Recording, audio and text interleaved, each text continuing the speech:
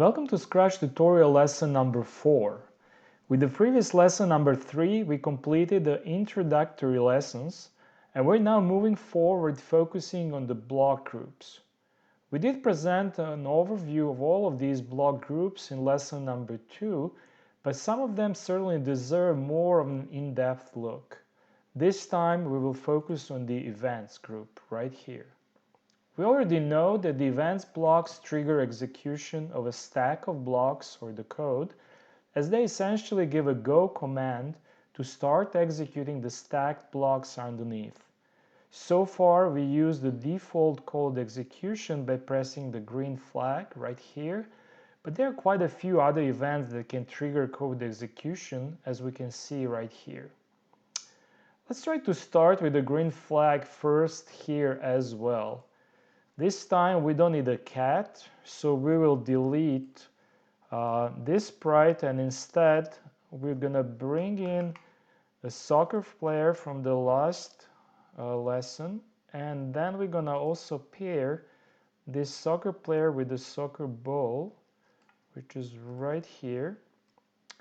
So before we move any further, let's note that there is not a really good proportion here, so we're gonna increase the player size by 50%. Now it looks a little bit better.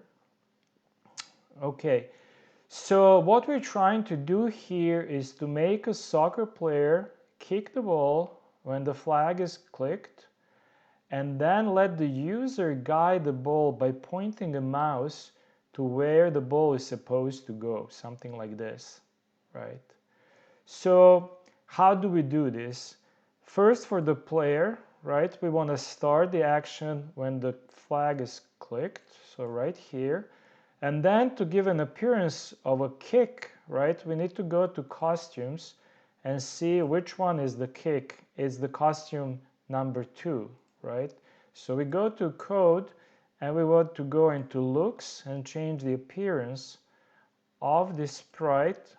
We want to change to costume number 2, right? This is the kick. So this takes care of the player.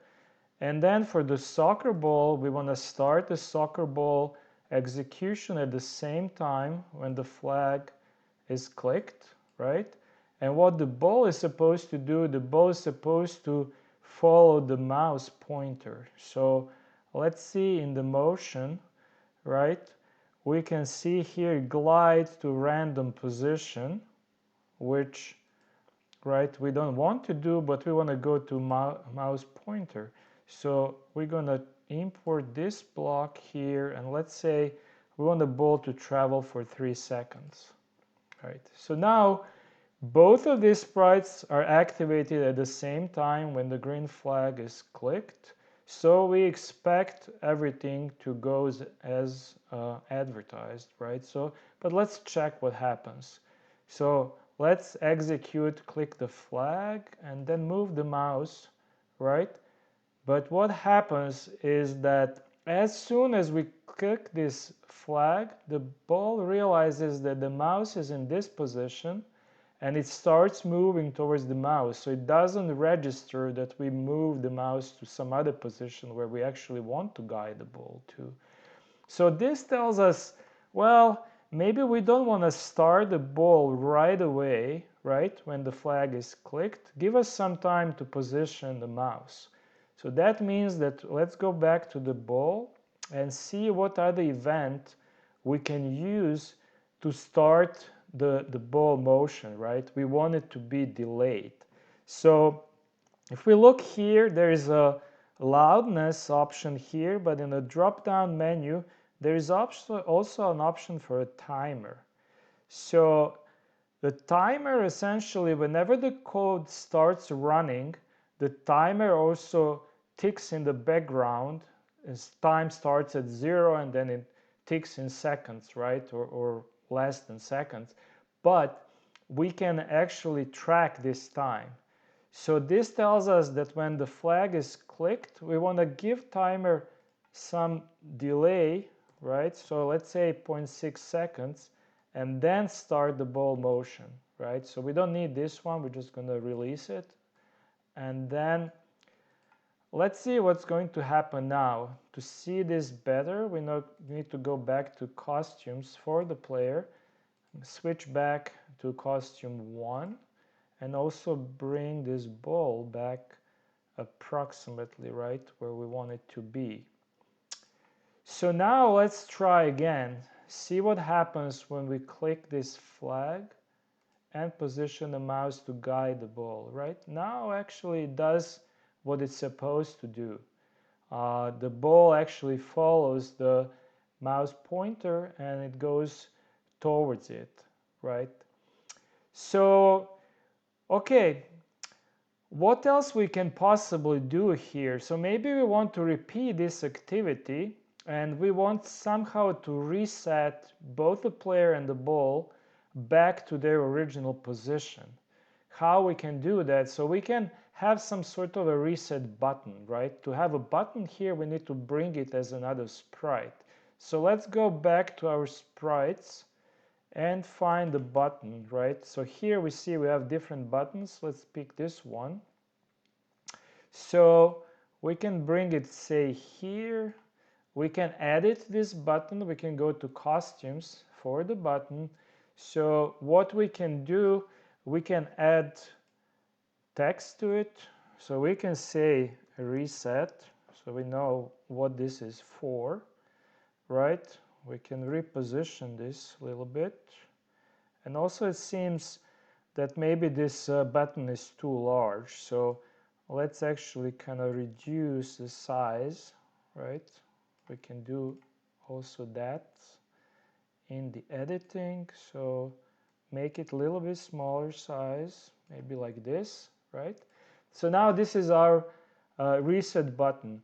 So what do we want to do? When the reset button is pressed, so this is another event for us, right? So when the sprite is clicked, when we click the reset button, we want to reset positions of the player and the ball. But how do we do this, right? So far we've been saying every single time, whatever is coded right here, it applies only to the current sprite, in this case the reset button. But what we want to do, we want to click the reset button and perform some actions on other sprites, right? We haven't seen this so far. Luckily, these sprites can communicate among themselves, so they can both dispatch messages to each other and receive messages to each other. So this is basically a signal one sprite sends to another. And this is right here. So we want this reset button to broadcast a message that can be received by other sprites. So when the player receives this message, what do we want to do? We want to switch its costume back to the original one. So we want to switch the costume back to the first one, right? What do we want to do with the ball, right? When the ball receives this message, right? So when the ball receives the message, we want to reposition it back to the original position. And the original position can be something, say, somewhere like this. Okay, so then we need to go to motion and we need to go to position. There's no need to slide, we just want to reset it, and we can say we want to reset to this position, right? So let's check first if this works, right? If we press the reset button, do we see both the players and the ball resetting? And now I'm going to move the ball just for the demonstration purpose, right? So let's click the reset, right? And they're both in the original position. Now, let's see if everything works. Back, right, click the green flag, position the mouse, and the ball goes to the mouse. Reset, click the flag, position the mouse, ball goes to the mouse. So everything works as advertised, right?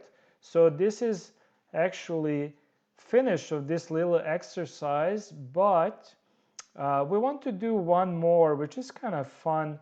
exercise because it involves sound.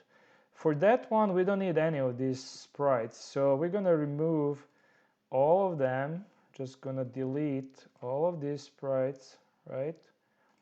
And what we're going to introduce here is the balloon. Okay, so we have the balloon. We're going to center it about here, and what we want to do is go to the events, and then we're going to go to this instead of a timer, we're going to go back to this loudness. So when the loudness is greater to some number, so complete quiet is 0, right? And then we can play with these levels and figure out what do we want. But let's say we do like 25, for instance. So that means when our microphone picks up a certain noise level, it can be anything, right, that is above this level, it's going to trigger the action. So this is another event that we can use. When what we're going to do actually is I'm going to blow on the microphone and mimic inflating the balloon. So what we want to do in response to that, we want to increase the size, right, of the balloon. So what we're going to do is change its size, right, by say 15. I'm not connecting them yet because as I speak, the level would pick up and the balloon would start inflating. I don't want to do that. I want to actually blow on the microphone and inflate the balloon. So I'm going to just connect them and I'm going to demonstrate this, right?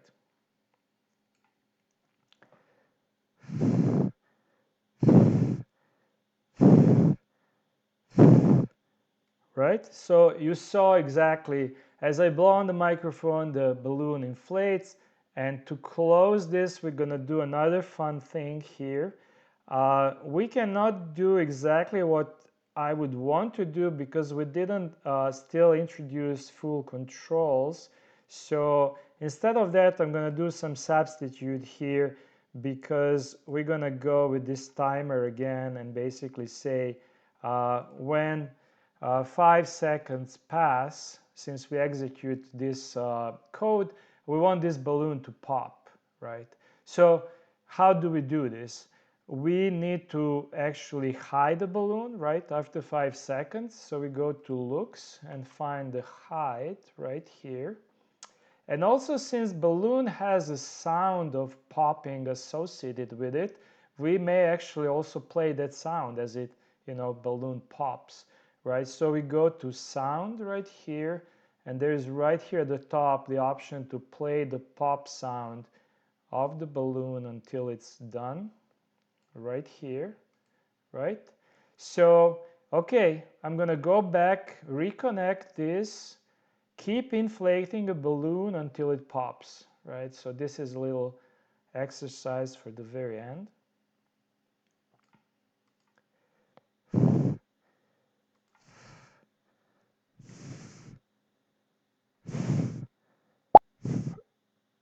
Okay, and with the pop, we end the lesson number 4.